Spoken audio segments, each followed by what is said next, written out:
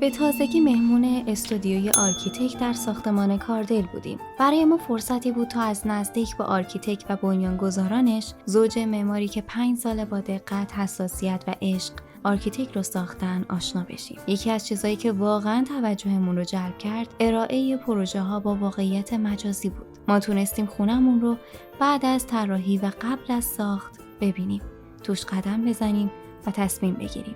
در بخش دیگه‌ای از استودیو، تیم در حال ساخت تور مجازی پروژه ها بودن. آرکیتکت بهمون یک کارت اختصاصی داد که روش QR کد مخصوص خودمون بود. با اسکن اون در لحظه وارد فضای طراحی شده خونمون شدیم که به وضوح میشد دید هر قسمت از پروژه با چه دقت و ظرافتی طراحی شده.